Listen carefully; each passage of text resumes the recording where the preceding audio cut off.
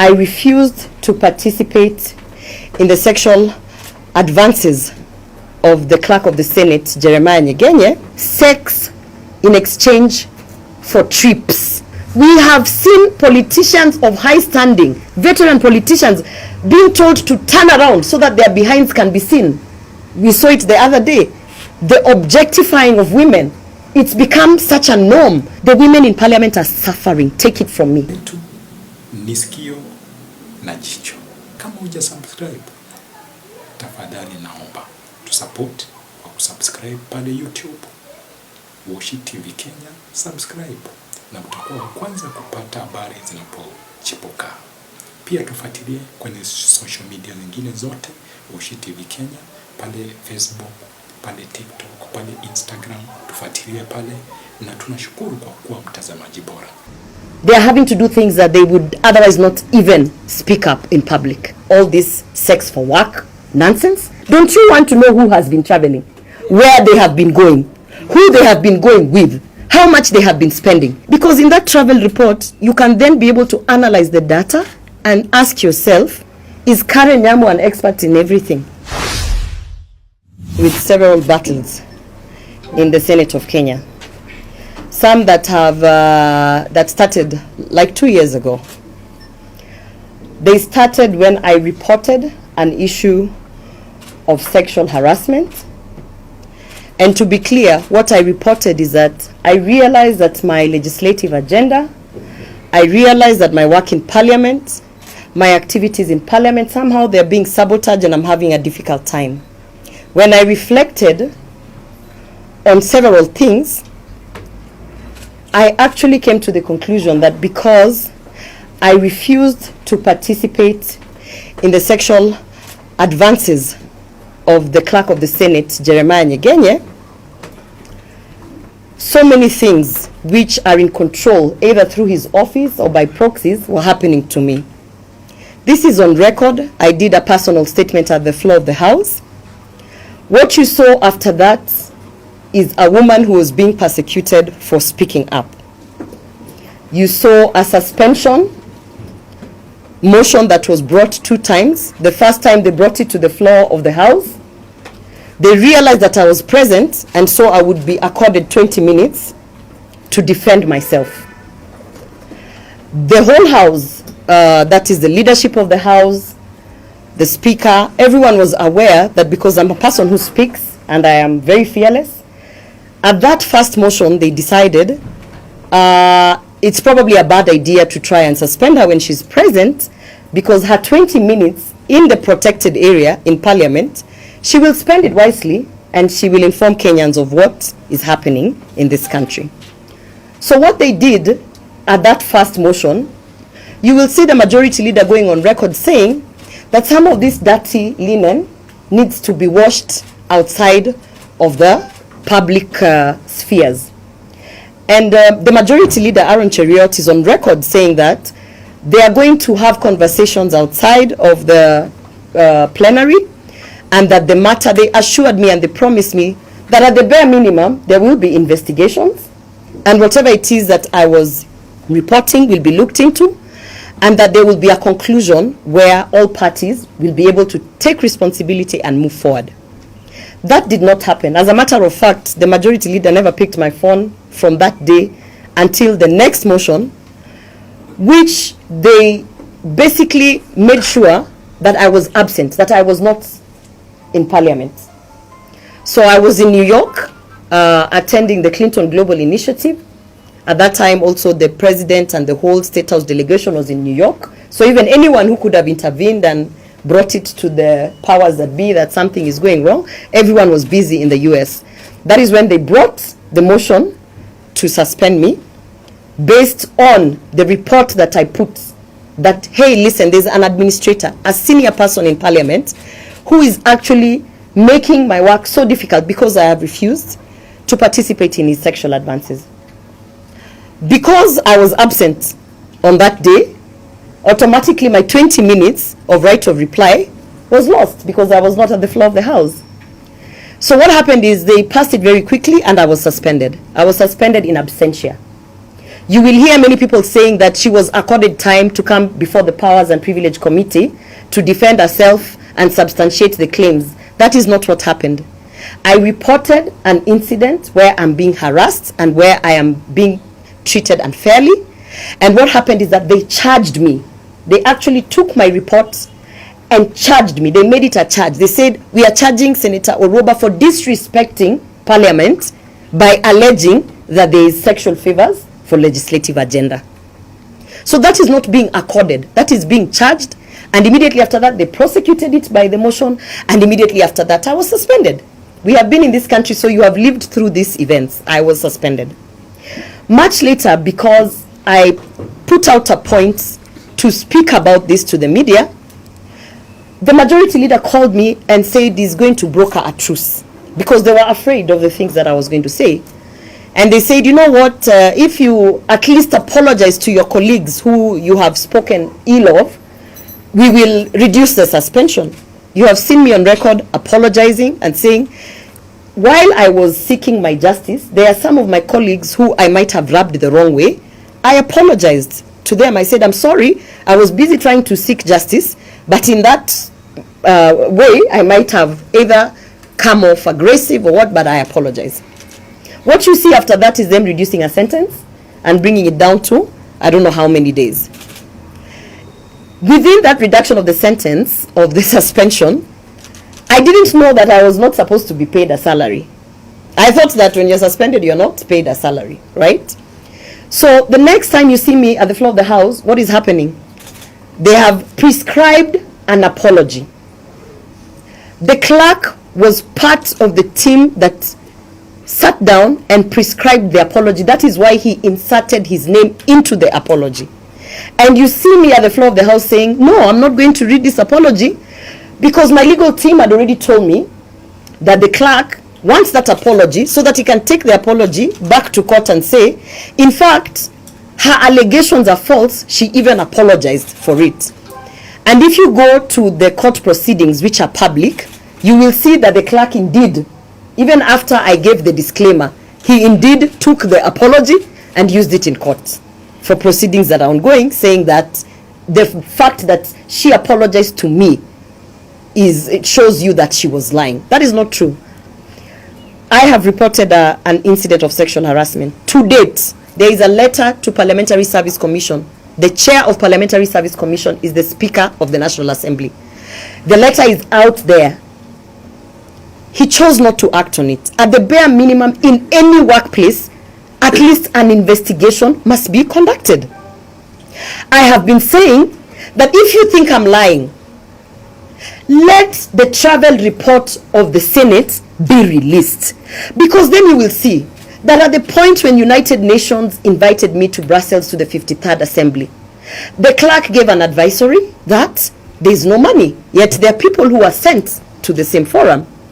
You will see this kind of shenanigans in terms of sex in exchange for trips, sexual favors in exchange for legislative agenda, sexual favors in exchange for all sorts of things, including office premises and locations.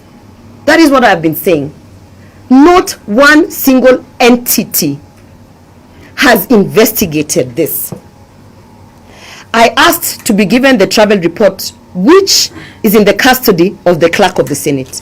He is the custodian of the evidence that will show you that there's a lot of favoritism towards certain senators. We are 16 nominated women senators in the Senate. We have 3 elected women senators. As the fourth estate, I challenge you to go and try and get data of how many of these people travel, how frequent they travel, why are they traveling, who is approving those trips. I challenge you to also go and find out all other kinds of favors, including why certain people, their bills are forever on the order paper, their bills and the legislative agenda is advanced, why certain people seem to have it easy in Parliament. I didn't want to take it there, but I respect the courts, I respect the judicial system. You are aware that the judgment of the defamation is out, and that I have been fined 10 million for defaming the clerk of the Senate. I respect the judicial system. I know, because I am not new to the legal system, that there are many legal loopholes which criminals have been using to get these favorable judgments. Because they always say the law is an us, right? There are many legal loopholes, and I understand and I know the legal loophole that the clerk of the Senate used. He made sure that he will influence that my motion to suspend me would come when I'm absent. Because if I'm absent, he knew that I must speak the truth. And if I speak the truth when I'm not in parliament, he knew that he could take that video and take it for defamation. That is exactly the legal loophole that he did. So his whole evidence is based on a video that I did in response to an already public engagement. It was already in parliament being discussed that the clerk of the Senate is fighting with Senator Orwoba, because Senator Orwoba has said that the clerk of the Senate, you know, is making her life hell because he's not, I'm not playing ball. It was already in public through the parliamentary proceeding. He did not sue parliament because he cannot sue parliament. But he waited for me to respond because he knew that I had to respond, which I did. And that is the video that he took to take for the defamation. So I respect the process, the court proceedings. However, I don't agree with it, and that is why our country, we have an opportunity to appeal. So I have appealed, and I am appealing. And my legal team has taken it. Even the 10 million is absurd. It is meant to scare any member of parliament who thinks that they will wake up and say, this is true, this is happening. It is meant to scare any woman. Where we are today, and this is my message today, to women out there, all the women in Kenya, nobody is going to fight for you. You see some of us legislators going to Kericho to fight for the women who are working in the tea plantations. You have had the issue of sex for work. How can I go and fight for a woman in Kericho when I cannot fight for myself in parliament?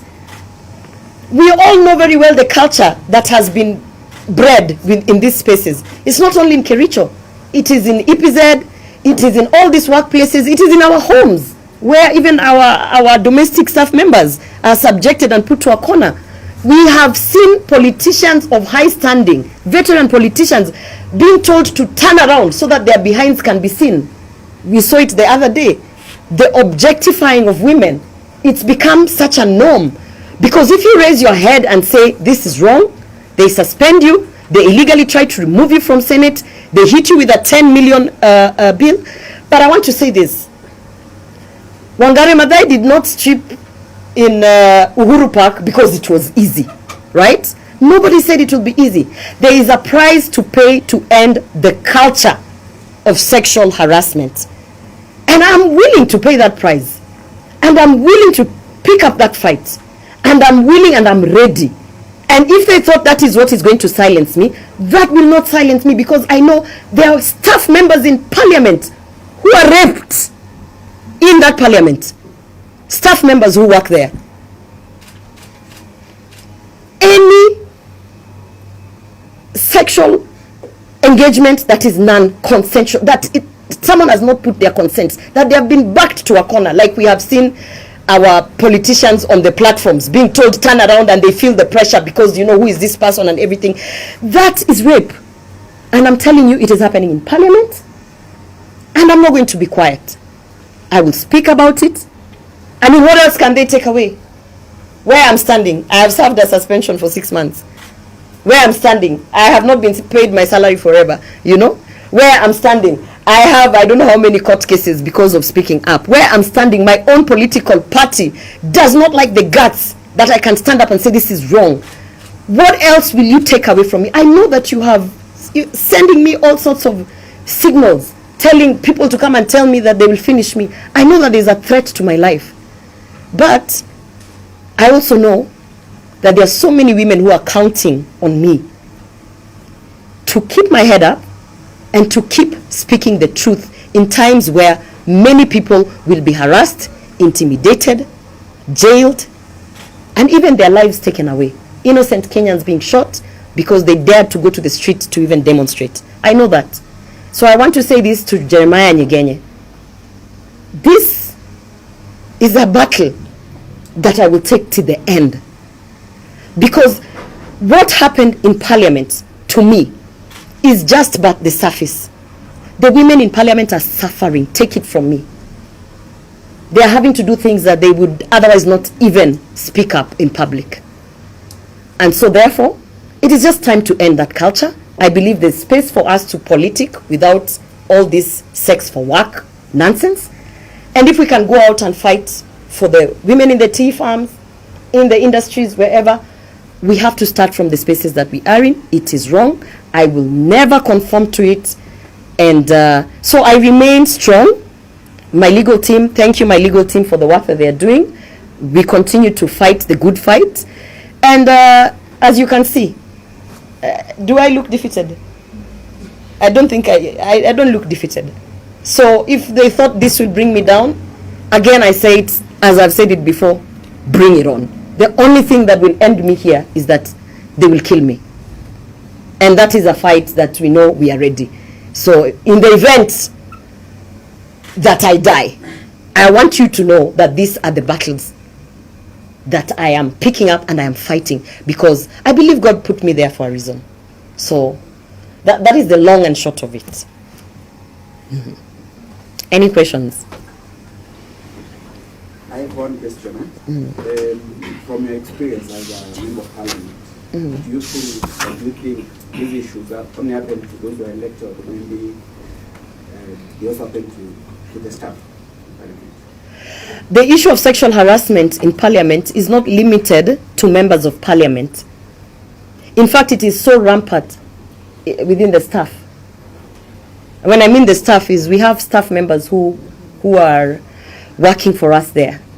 And if they can do this to a senator, can you imagine an administrator trying to say that my boss tried to, put sexual advances and said if I want to travel, maybe I have to do ABCD? They cannot. It is a culture of silencing anyone who imagines that they can call it out. So it's rampant, it's there.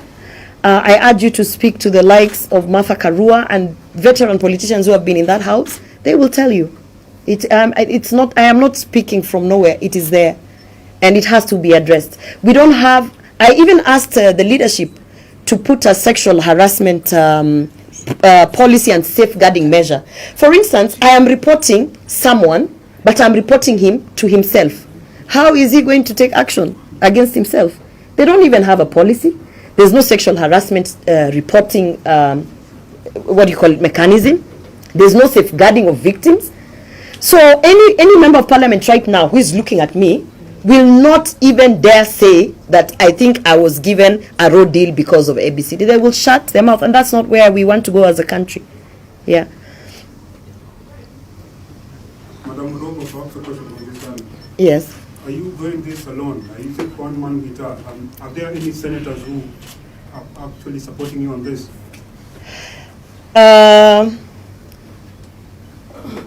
I have not only senators but members of the National Assembly who are supporting me. They are afraid because they have seen what is happening to me. Not everybody has the luxury to be able to say, if that's the assignment, I walk away. People have responsibility financially with families. So I understand their position. They're supporting me in the background. And I understand why they'll be fearful. So yes, there are. And I also want to inform you that there are cabinet secretaries who are supporting me because they have been in these spaces and they know exactly what I'm talking about. But you will not see them because they are afraid. They're afraid of the repercussions, which I totally understand. To connect to that repercussion you're talking about, is it connected towards your party? Yes, absolutely. Immediately the judgment came out. If you go online and look at the people pushing the narrative of where will she get 10 million to pay, it is the UDA party machinery. It is all political. And not only is it political, it's unfortunate that they would rather sacrifice the hundreds of women who are in parliament or in the spaces of leadership just so they can teach Senator Orwoba a lesson because they don't like people who speak out. But I am speaking out, and that's just who I am. If I may ask, are you ready to resign, or you are not ready to resign? As a member of the No, that's it's okay. That's a good question. Yeah. This is what I feel. Every time you ask a person who is a victim of a circumstance that if they don't want to play ball, they should resign, what are you pushing? What notion are you pushing? Should I resign so that Nyagenya can continue harassing people in parliament? No, absolutely not. I'm not going to make it easy for criminals, rapists, murderers to continue doing whatever it is they're doing. In fact, God will be very ashamed of me if I resigned so that they can now continue doing what they're doing. I don't think that is why we were put there. There is a purpose, and I believe the purpose is you are there to speak and ensure that those who have been having it easy, committing these atrocities, will actually, it's a stopgap measure. There's someone to say, no, we cannot continue with this. Otherwise, if I was to resign even before they suspended me and removed me, we would not be having this press conference. Yeah, last question. Recently they saw with Matiang'i, and at that time also they saw with Mike. That's where the lineage of these circumstances started. Not really. Yeah. Not really. It's part of it, but not really. Because I've also spoken up against the fake jobs that Alfred Mutua is dishing out here. Yeah? And you saw how they came at me, right? I don't want to be the person that says my security was taken away, but you should know my security was taken away when I was suspended, not even these other things. But I always say, like, I mean, we have been in this country without security. Who was Gloria Orwoba before they had 3 bodyguards? I was just here in town, walking around and doing my business. The only security we have is God. God is our security. And as I've said, I am willing, I am capable, and I am ready to fight the good fight. And the good fight for me now is I'm going to speak up against the things that have happened to me, that I know are happening to other people. And that's just the position that I am in right now. So far, have you received any threatening? Yes, many. I've received many threats. Many threats. Every day I receive a threat. Every day I receive a threat to my life. My family has been threatened. Everybody around me has been, my staff members have been threatened. So we understand where we are in, but I also know that I cannot give in. Because if I give in, what are you people going to do? If I give in, what are the people in Kericho who are literally being raped in order to be given jobs? What are they going to do? So I can't give up. I can't give up, and I can't give in. So this is it. Senator Orwoba, Jambo. Salama. Do you have any evidence for sexual harassment? Maybe. That's a good question, because they said I didn't substantiate. If you look at my report, I said, oh, this and this happened, and now because I refuse to play ball here, suddenly my trips are being cancelled. Suddenly my office is this and that. Suddenly there's this fight and that fight. And then I said, in fact, if you think I'm lying, why doesn't the clerk of the Senate or the Speaker just give to the public, give to Kenyans, the travel report? Because the first evidence is the travel report. If today Kenyans are told that these many billions of Kenya shillings have been spent by senators, don't you want to know who has been traveling, where they have been going, who they have been going with, how much they have been spending? That data is not rocket science. That is data that if it is put on the table here, we can say, hey, Senator Orwoba, how come all the time you're always traveling with so and so? And are you an expert in agriculture, security, sexual rights and reproductive health? Are you an expert in everything such that any trip that comes, you're the only person who can represent the Senate? You know? That is the first evidence. But who is the custodian of the evidence? It is the clerk of the Senate. He has refused in writing to give to the public and even to the Powers and Privilege Committee and even to the court the travel report, which will then also show you how much he spends, taxpayers' money. Because, you know, when you say sex for work, you have to understand it is a negotiation. The person in power has to have something to give. The thing that they are giving, which you don't see, is approvals of travel, The thing that they're giving, which you don't see, is your office can move from this corner to that corner. Which you don't see is we have an ad hoc committee. He sits in the Senate Business Committee, which also puts your work in the order paper. There's a lot of negotiations for you to get ahead with your legislative agenda. One of the things that I want to be put to the public for Kenyans to see is the travel report. It's a document that is just sitting there in finance. In fact, you should be able to see that Senator Gloria Orwoba, since she lifted the Bible, 2.5 years, this is how much she has spent on local travel, and this is how much she has spent on international travel. He himself, forget the people who are now being given the exchange, he himself should be able to tell you, this is how much I have spent on travel. Why is that a secret? Yet it is taxpayers' money. Because in that travel report, you can then be able to analyze the data and ask yourself, is Karen Nyamu an expert in everything?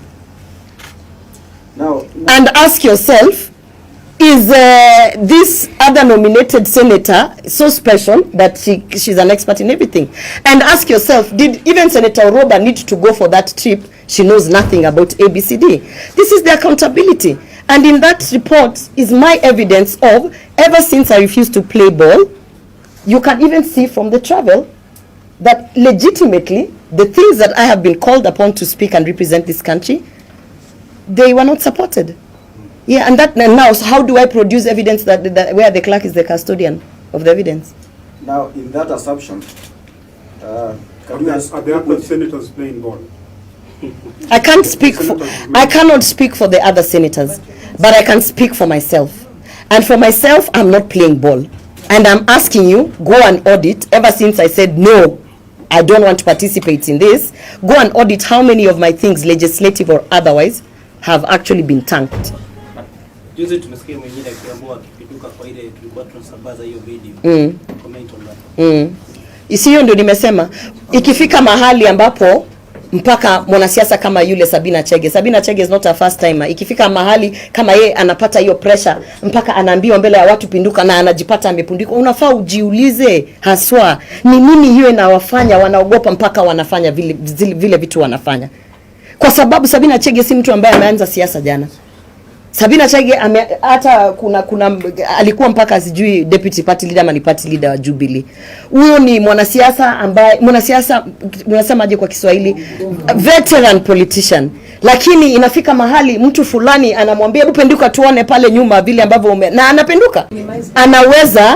Anaweza kuambiwa kitu ya kwanza, kabla nikupe hiyo ofisi, hebu kwanza wewe ni mrembo fanya hivi. Unanielewa? Hiyo anakubali. Ya pili anakubali. Ya tatu, by the time amefika pale mbele ya watu anaambiwa penduka. Vitu vingi vimefanyika huko nyuma. Unanielewa? Yeah, and that is what I'm saying, that culture, somebody has to say no. It has to end. Now, Madam Senator, quick one. How should we now take in relation to this? I gave 2 apologies.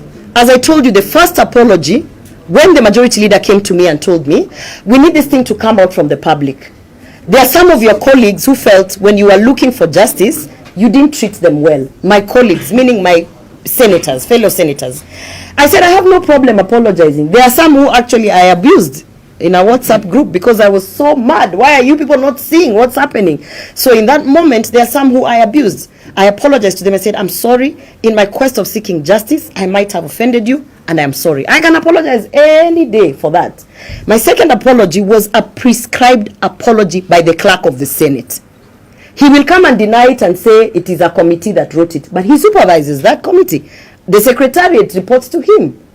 If I was suspended by the Senate as a house and the senators as my members, where does the clerk of the Senate and his name come into a prescribed apology? It was his generation. And when I refused to apologize, what happened is, thanks to Gen Z, thank you Gen Z, they saw the wrong in it, they made a lot of noise, and there was so much pressure to end it. So I said I must put a disclaimer. So if you listen to my apology, I start by saying, these are not my words. I did not write this. I'm only reading this because it is a procedure in Parliament, and therefore I go ahead to read it. But what Jeremiah Nyegenye does through his people that he pays, they remove the disclaimer, then they share the apology. That's what he did in court. He also took the apology and said in court, in fact, she apologized because she was lying. I have never lied, and I will never lie about a serious matter such as sexual harassment. It would be such a shame for anybody to lie about such a thing, because that is not something you can take back. By the time I spoke about it, I had serious deliberations, understanding that the moment I speak, the repercussions around it for both parties are very dire. I'm very aware. That is not something I can lie about. And I have not been caught on record anywhere lying. That's not my character. I know my character is passionate, abrasive. There are things I will accept, but I never lie about certain things. Actually, about everything, but in specific, sexual harassment is not a thing. I mean, I have kids. I have a son. I do not imagine there's a time someone would wake up and lie about my son in a certain situation. So let them just investigate it at the bare minimum, and at least accord other people in parliament who are going through this a chance to feel that something is happening and there is an investigation, there's a policy, there's a safeguarding measure, at least so that even the women who are now very scared of speaking, they might not speak up, but they might get that relief that in the next 2 years or so, 25 months, the people who have been arraigned for terrorist activities because of political persecution. Yeah? Wetu, nisikio na jicho. Kama huja subscribe, tafadhali naomba tusupport kwa kusubscribe pale YouTube Washy TV Kenya, subscribe na utakuwa wa kwanza kupata habari zinapochipuka. Pia tufuatilie kwenye social media zingine zote Washy TV Kenya, pale Facebook, pale TikTok, pale Instagram, tufuatilie pale, na tunashukuru kwa kuwa mtazamaji bora. Hadi wakati mwingine, jina langu ni Washington Mwage.